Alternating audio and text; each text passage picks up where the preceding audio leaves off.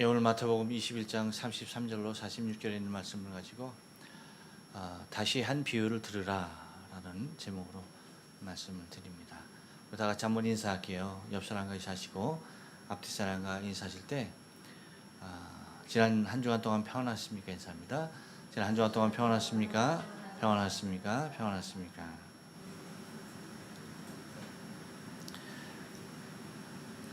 인생을 살다 보면 많은 사람을 만나게 됩니다. 그 많은 사람을 만나는 중에서도 쉽게 잊혀지는 사람이 있는가 하면 평생을 두고도 잊지 못할 사람이 있어요. 그런데 그 잊지 못할 사람을 우리가 보면은 좋은 기억으로 남는 사람을 보면 왜 잊지 못하느냐라고 할 때에 굉장히 고마운 사람이에요. 굉장히 고마운 사람이라서 그 사람을 잊지 못하는 거예요. 근데 이렇게 고마운 사람들을 만나게 되는 것이 인생의 삶 가운데 얼마나 큰 축복인지 모르겠어요.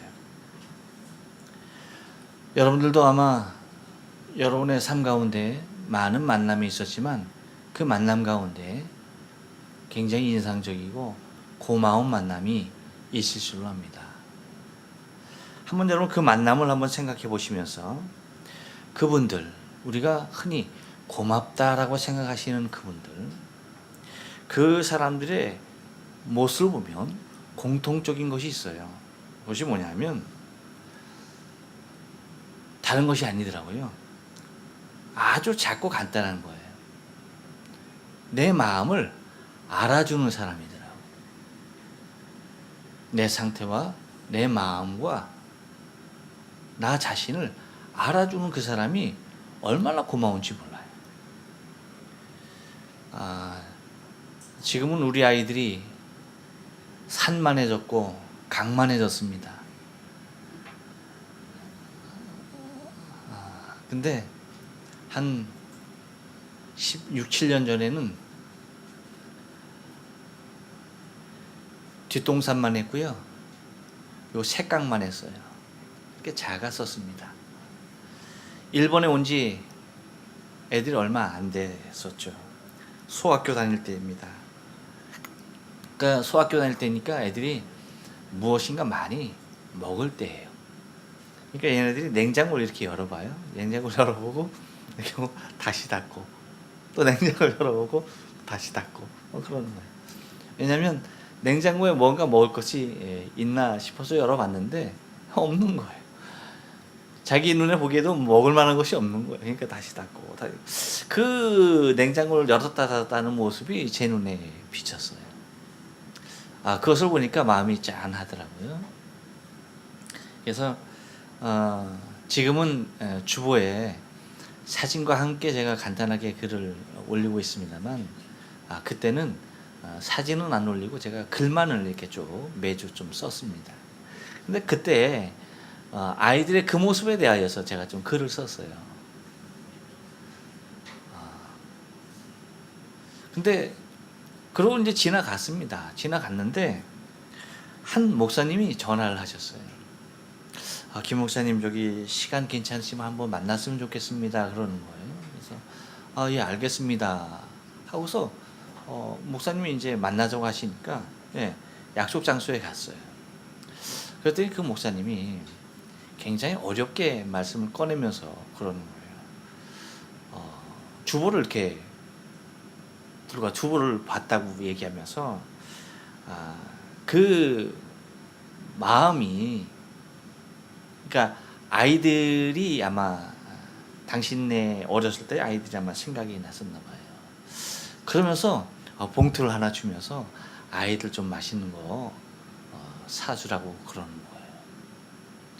거예요. 그랬을 때 너무나 그 물질의 양의 문제, 물론 이제 돈도 많이 넣으셨어요. 5만 엔 넣었으면 많이 넣은 거죠. 액수를 떠나서 너무나 고마운 거예요. 그렇게 고마울 수 없는 거예요. 그 누군가의 그 마음을 그렇게 담아두고 그냥 그렇구나 하고 그냥 넘어갈 수도 있는 문제인데 친히 연락을 해서 그렇게 만나서 무엇인가 전해주는 그 모습이 너무나 감사한 거예요. 잊혀지지 않더라고요. 또 이제 제가 여러분에게 언젠가 말씀드렸지만 제가 이제 육체의 어떤 그런 건강적인 면에서도 지금 제가 굉장히 건강하죠, 여러분. 제가 어제도 없는 시간을 쪼개서 어제도 오전에 가와사키에 한 달에 한 번씩 가는 병원이 있습니다. 가서 이제 그 전달에 피 검사를 한 걸 갖다가 이제 받았어요. 근데 다 좋게 나왔어요. 여러분 보기에도 건강해 보이죠? 네, 건강합니다. 근데 제가 사실은 이렇게 지금 제 나이대의 사람들을 가만히 보면 저만큼 건강한 사람들도 물론 많이 있어요. 물론 저보다 건강한 사람들도 많이 있습니다. 그런데 그렇지 못한 사람들도 상당히 많이 있는 것을 보게 돼요. 그래서 혈압약을 먹는다든가 당뇨약을 먹는다든가 무슨 약을 복용하지 아니하면 안 되는 그러한 때가 되더라고요. 근데 제가 지금 이 나이에 그 건강할 수 있는 지금의 건강을 유지할 수 있었던 정말 내게 건강에 고마운 사람이 언젠가 여러분 말씀드렸지만 그 주기한 박사였어요. 그 양반이 이제 그 선교사들 대상으로 했지 그 물 세미나를 하셨어요. 그때 들어가서 들었어요. 근데 정말 저에게는 저의 그 지금의 이제 앞으로의 건강이 유지될 수 있는 너무나 좋은 사람을 만나게 된 거예요. 그분은 가셨어요. 그분은 건강이 안 좋아져서 먼저 하나님의 부르심을 받았어요. 참 안타까운 일인데 그런데 그런 건강을 갖게 돼. 그래서 이제 그런 고마운 사람들이 있어요.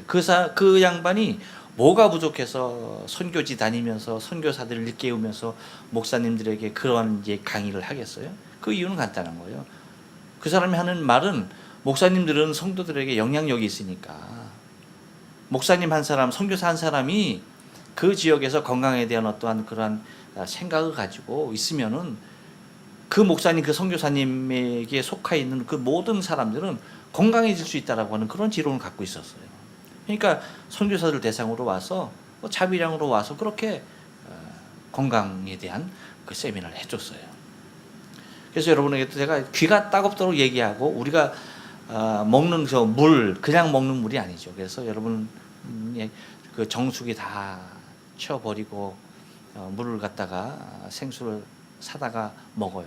여러분이 말씀드렸지만 그거 사다 놔두는 거 보통 일 아닙니다. 그럼에도 그거 하는 이유가 다른 데 있지 않아요.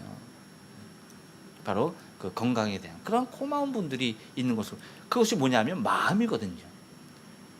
그 귀한 마음을 전해주는 그 모습들을 바라보게 됩니다.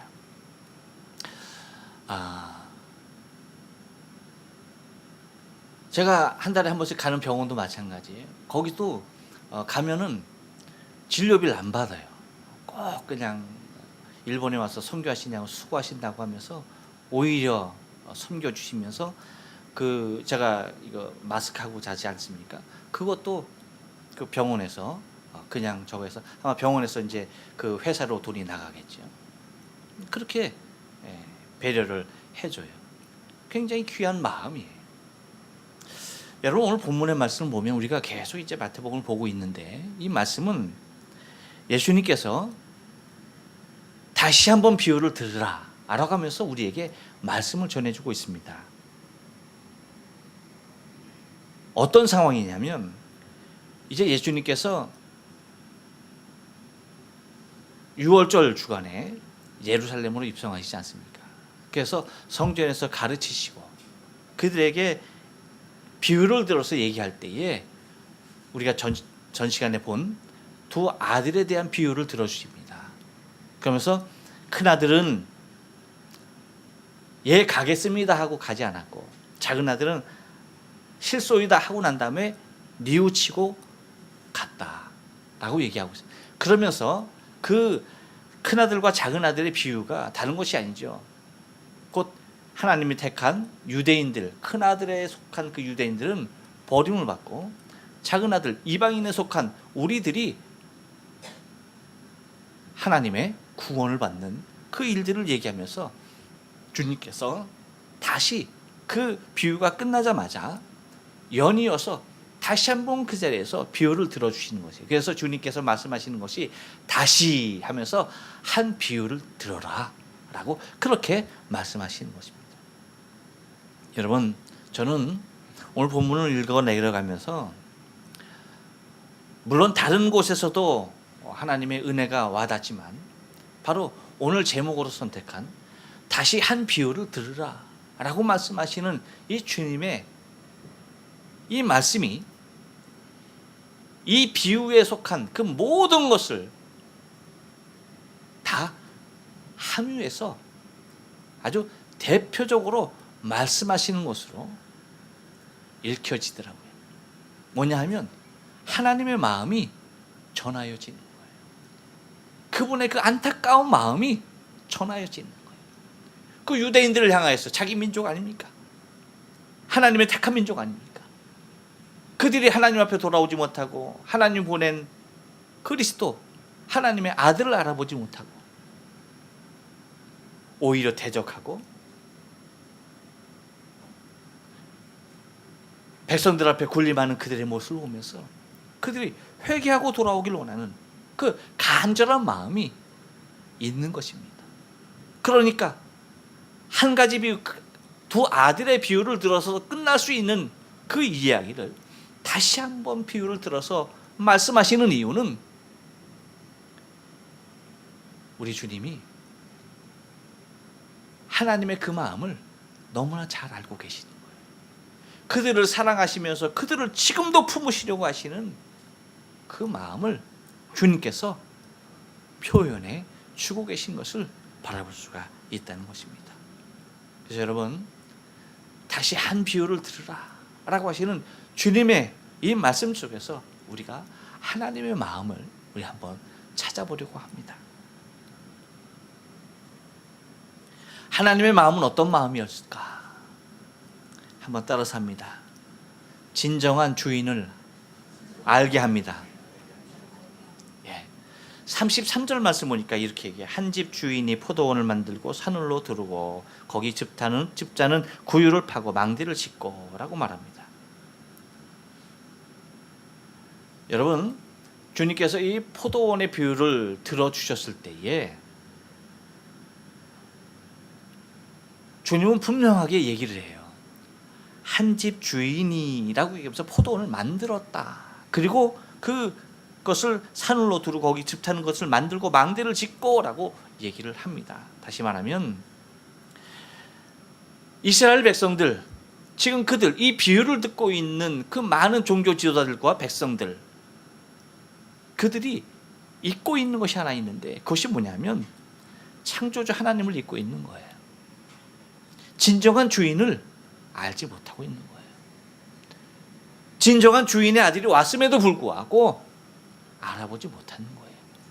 내 인생의 모든 것, 내 삶의 모든 것, 내 생명의 주인 되신 그 하나님의 아들이 와 있음에도 불구하고 알아보지 못하는 것입니다. 이 얘기는 창조주 하나님에 대하여서 이미 망각한 지 오래인 것을 증명하고 있다는 것입니다. 모든 것을 만들고 자기들에게 맡겨주신 분이 있다는 사실을 그들은 잊고 있었던 거예요. 참된 주인이 따로 있음에도 불구하고 그 주인을 잊었다는 얘기입니다. 그리고 자기들이 주인 행세를 하며 살아가는 삶의 모습들에 대하여서 안타까운 모습으로 다시 진정한 주인을 찾아갈 것에 대하여서 이야기해주고 있는 것을 바라보게 됩니다. 여러분, 우리의 신앙의 삶에서도 마찬가지예요. 내 인생의 진정한 주인은 누구일까? 지난 시간에 말씀을 드렸습니다.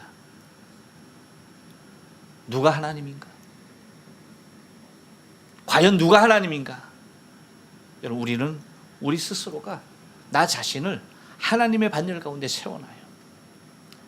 나 자신이 신이 되어서, 나 자신이 하나님이 되어서 나의 삶을 살아가는 모습들이 있어요. 이 모습에 대하여서 누차 반복해서 말씀하시는 것이 주님입니다. 주인 알아라. 진정한 주인을 알아야 한다.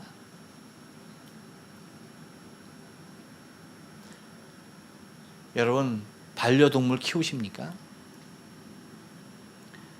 일본에는 더 많이 키우죠. 굉장히 많이, 한국에도 엄청나게 키워요. 요즘은 이제 뭐 너무나 막 너도 나도 키우다가 이게 아닌 개벼 해갖고 막 그냥 막 고향 가면서 막 휴게소에다 요즘 버리고 간다며요 또. 하여튼 그렇대요. 근데 그 반려견을 여러분 이렇게 키워 보시는 분들은 알 거예요. 일본 사람들은 그 개 무덤까지 있는 거 아시죠, 여러분? 개 장사까지 지내줍니다. 개 무덤까지 만들어줘요. 이유가 뭔지 아세요? 그렇게 하는 이유가 다른 데 있지 않아요.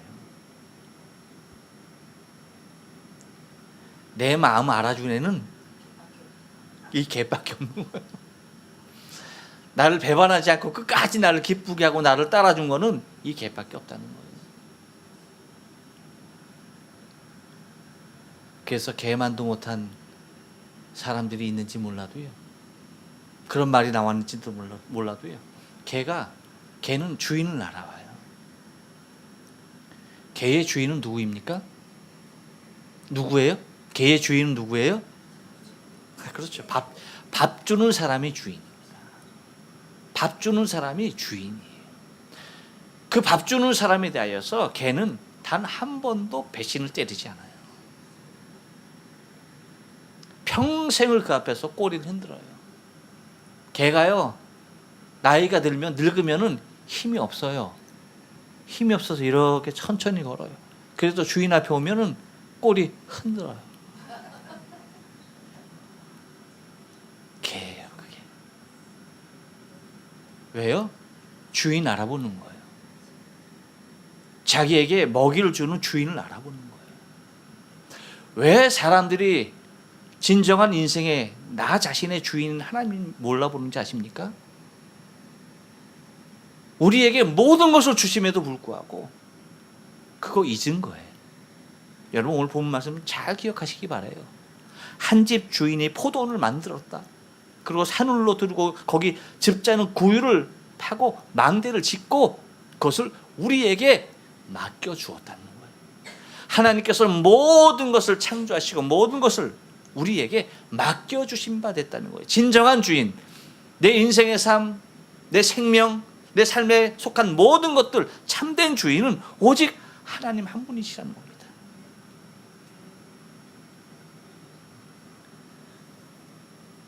절대 창조주 하나님을 잊어서는 되지 아니한다는 겁니다. 그래서 예수님께서 비유를 들어서 안타까운 모습으로 그들에게 얘기하는 것은 다른 얘기 아니라 창조주 하나님, 진정한 너희 주인을 기억하라는 거예요. 아브라함이 섬기고 이삭이 섬기고 야곱이 섬겼던 그 하나님 기억하라는 것입니다. 또 하나, 다시 이 비유를 들으라라고 하시는 이 말씀 속에 나타난 하나님의 마음은 한 번 더 따라서 합니다. 우리가 가져야 할 마음을 알게 합니다. 그래요. 하나님께서 우리에게 분명히 알게 하려고 하시는 무엇인가가 있는 거예요. 비유를 통해서 그냥 주신 것이 아니라는 거예요. 33절 하반절 말씀 보니까 이렇게 얘기합니다. 농부들에게 새로 주고 타국에 갔더니라고 얘기합니다. 곧 우리 자신이 청지기임을 알아야 되는 거예요. 내가 주인이 아니고 나는 청지기입니다 라고 하는 내 본분에 대하여서 명확히 알 것에 대하여서 하나님은 원하고 계시는 거예요. 먼저 하나님을 알아야 되는 것이고요, 그 다음에 나 자신의 본분에 대하여서 알아야 되는 거예요. 우리는 많은 것을 기억하면서 나 자신의 본분에 대하여서 정작 모르고 살아갈 때가 너무나도 많아요. 모든 것이 내게 주어졌으니까 다 내 것인 줄 알고요. 그래서 내 인생은 나의 것, 그냥 나에게 맡겨주세요. 옛날에 민혜경 씨가 그렇게 노래했어요. 근데 여러분, 내 것이라고 해서 내 것이 아니고요, 내게 잠깐 맡겨준, 나는 청지기, 그것을 맡은 내 주인이 내게 맡겨준 것을 나는 잠시 내 인생의 삶 동안 맡아 있는 청지기다라는 사실을 기억을 해야 하는 것입니다. 그래서 농부들에게 새로 주고 타국으로 갔다라고 하는 것은 나 자신은 그것을 세내어 있는 자다 라고 하는 사실인 것입니다. 그래서 우리가 가져야 할 마음이 무엇이냐라고 한다면 하나님께서 맡겨주신 것에 대하여서 열심히 일하려고 하는, 맡은 바 내게 주어진 사명에 대하여서 최선을 다하려고 하는. 그래서 바울과도 같이 내가 이미 얻었담도 아니요 온전히 이루었담도 아니라 그리스도 예수께서 잡힌 바 된 그것을 잡으려고 쫓아간다 하면서 날마다의 나에게 맡겨진 경주를 해나가는 것이 청지기가 살아가야 할 아름다운 삶의 모습인 것이에요. 여러분, 우리는 우리의 사명을 향하여서 날마다 다름질해야 할 사람임을 믿습니다. 안도하는 것이 아니라 다름질하는 것이에요. 곧 내 본분에 대하여 밝히 알아가는 것, 그것이 하나님, 당신이 우리에게 갖고 계신 당신의 마음인 것을 우리가 알아야만 합니다. 또 하나, 하나님의 마음은 한 번 더 따라서 합니다. 열매를 바라시는 하나님의 마음을 알게 하십니다. 34절 상반절에 보니까 이렇게 얘기해요. 실과 때가 가까움에 그 실과를 받으려고 라고 얘기합니다. 하나님께서는 여러분 바라시는 것이 있어요. 그것이 뭐냐면 열매라고 하는 거예요. 때가 되니까 어떤 때입니까? 열매 맺을 때가 된 거예요. 열매 맺을 때가 되니까 그 열매를 가져오게 하려고 무엇을 하는 겁니까? 종들을 보내는 겁니다. 곧 하나님께서는 우리의 삶 가운데 열매를 바라고 계신 분이다라고 하는 것을 알게 됩니다. 여러분, 우리가 어떤 열매를 맺느냐 하는 것은 매우 중요한데 갈라디아서를 통하여서 우리에게 주는 성령의 열매 9가지는 이렇습니다. 오직 성령의 열매는 갈라디아서 5장 22절 23절에서 사랑과 희락과 화평과 오래 참음과 자비와 양선과 충정과 온유와 절제다. 이것을 금할 법이 없다라고 그렇게 말합니다. 이것이 우리가 날마다 맺어야 할, 하나님 앞에서 드려져야 할 열매인 줄로 믿어요. 그런데 여러분, 중요한 것은 이 말씀을 하기 전에 바울이 이 성령의 열매를 거론하기 전에 육체의 열매 또한 얘기하고 있었다는 사실을 우리는 기억해야 돼요. 그러니까 우리는 육체의 소욕을 따르느냐, 성령의 소욕을 따르느냐, 육체의 소욕이냐 성령의 법을 따르느냐, 여기에 대하여서 항상 뭐한다? 갈등하고 있다라고 표현하고 있어요. 날마다 싸운다는 거예요. 그래서 성령의 열매를 얘기하기 전에 갈라디아서 5장 19절로 21절에서는 육체의 일은 현저하니 라고 하면서 육체의 소욕을 따라서 맺는 것들이 무엇인지에 대하여서 우리에게 이야기하고 있습니다. 그래서 성령의 열매가 왜 중요하냐라고 할 때에 성령의 열매, 그 열매를 우리가 맺지 못하면은 우리는 반드시 무엇인가를 맺게 돼 있어요. 성령의 그 9가지 열매를 맺지 못하면 우리 안에 또 다른 열매들이 맺히게 돼 있는 거예요.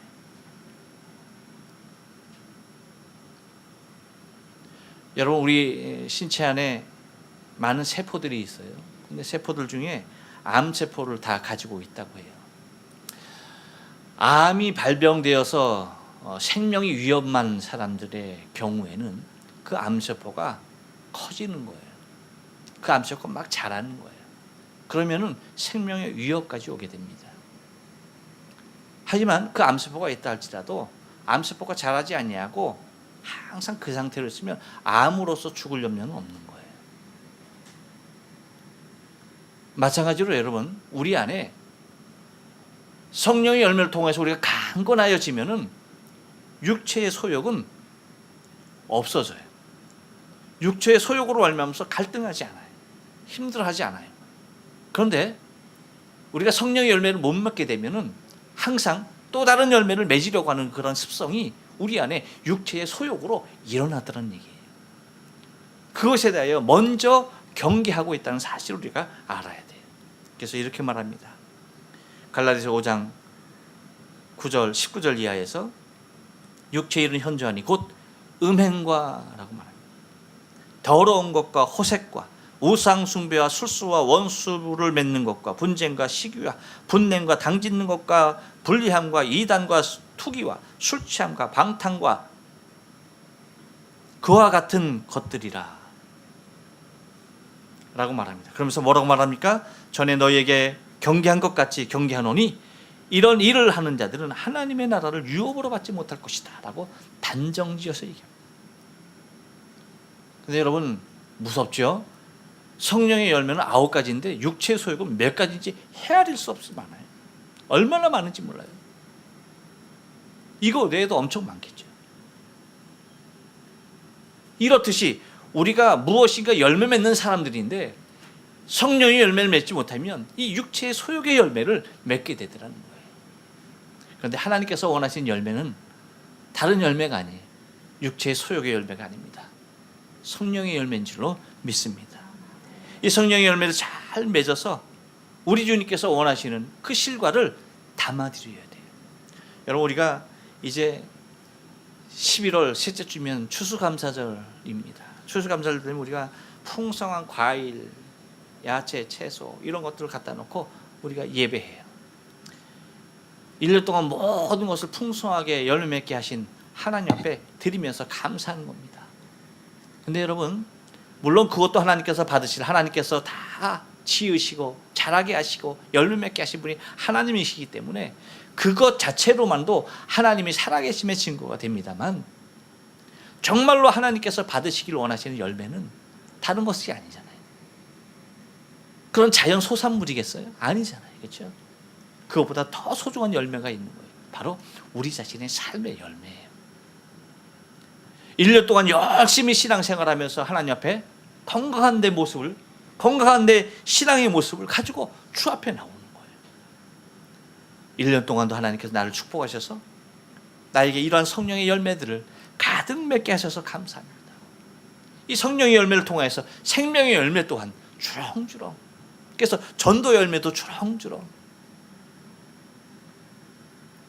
그런 모습으로 우리 하나님 앞에 나와야 할 것이, 바로 하나님은 열매 맺기를 원하시는 분인 것을 우리가 기억해야 합니다. 또 하나 우리가 하나님의 마음을 알아야 하는데요, 한 번 더 따라서 합니다.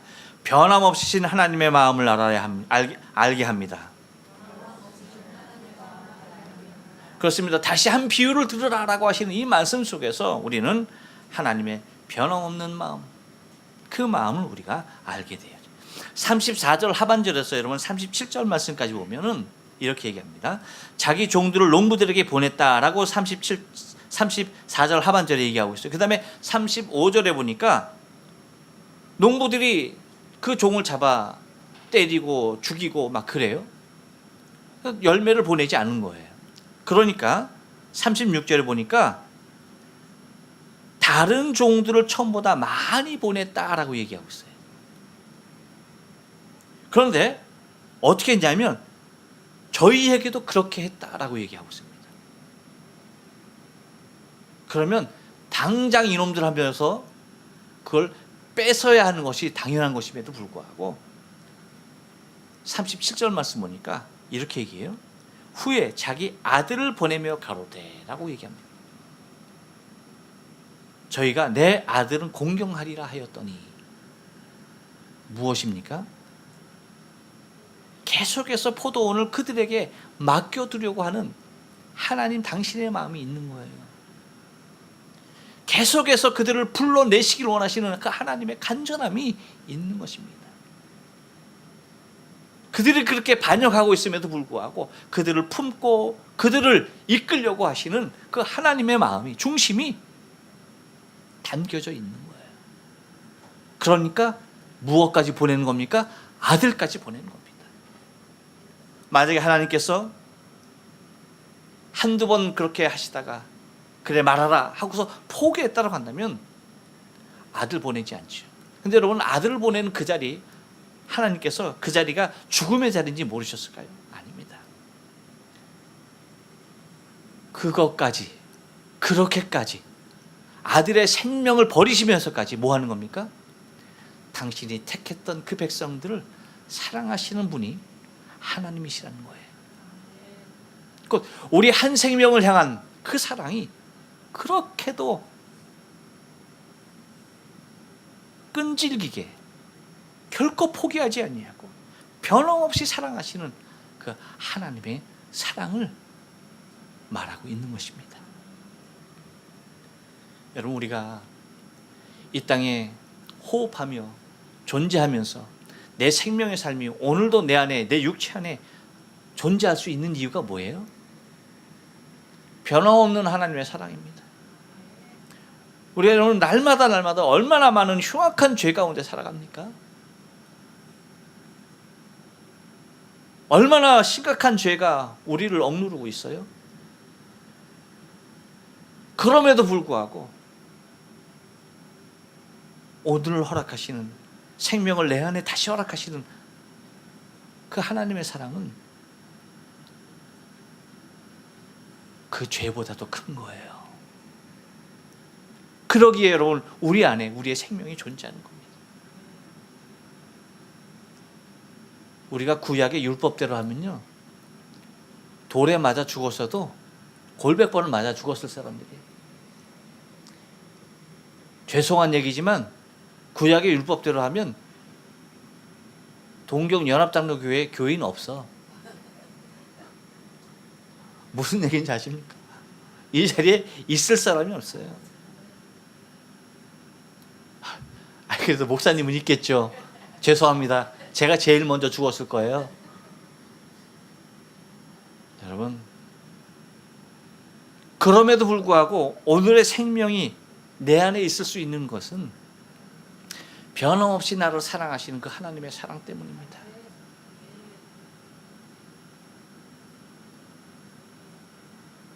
그래서 아들을 보내시는, 마지막에 아들을 보내시면서 아들이니까, 내 아들이니까 공경하겠지 알면서 속아주시는 거예요. 왜? 그 아들의 피값으로 우리를 사시려고.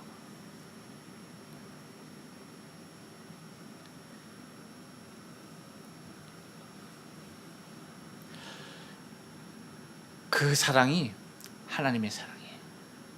그 마음이 하나님의 마음이에요. 여러분, 우리의 신앙의 삶 단 한 구절 다시 이 비유를 들으라 라고 말씀하시는, 재차 말씀하시는 그 말씀을 꺼내는 그 순간 하나님의 그 마음은 우리에게 이렇게 크게 와 있는 것이에요. 여러분, 하나님께서 저와 여러분을 향한 당신의 마음을 우리에게 열어놓으시고 당신 앞에 오길 원해요. 우리가 주님 앞에 가는 그날까지 이 주님의 엄청난 그 사랑, 하나님의 그 사랑 아름답게 간직하며 우리의 신앙의 걸음 다름질해야 할 줄로 믿습니다. 기도하십니다.